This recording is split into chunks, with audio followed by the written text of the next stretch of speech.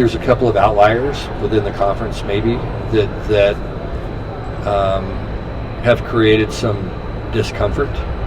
You know what I mean? And I think everybody's sitting there going, well, how is this going to work? And for this to work, it doesn't really make any sense unless there's something fishy going on.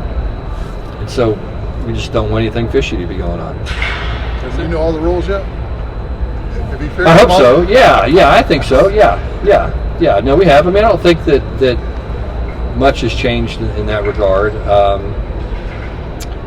The thing that you want is you want the player to be protected. And so, in other words, you don't want a guy to sign a $10 million deal where he's told it's going to be worth $10 million, and you get him to commit to your school, and then he shows up and you go, okay, well, you get $5,000 the first year, $5,000 the second year, $5,000 the third year, $990 or $985,000 the fourth year. You know what I'm saying?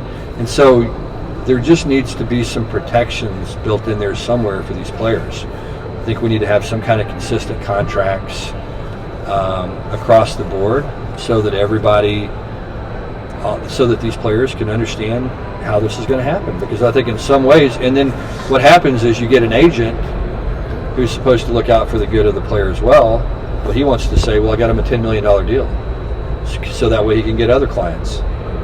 Well, is it really a $10 million deal if you only get paid $15,000? And so these are all things that I don't know that they're happening, but I've heard enough to be concerned.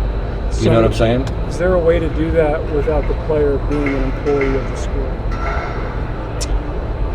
You're going to have to ask somebody that's a lawyer. I mean, I don't know. I don't know how we're paying them right now if they're not employees. Just me personally. But again, that's not my area. Thank goodness. I think we need collective bargaining. Because I just think that's the only way for us to ever get where we want to go is to collective bargain with our student athletes. As a coach, did you ever anticipate having these many conversations about money with players? What kind of conversations do you have with guys now? You would be surprised how little it comes up. Really? Yeah. I mean, I think in 3 years I might have had 3 conversations with players about money in 3 years. And so I talk to coaches all the time that say they have 20 a day, but our program's just not built that way. We're not a transactional program.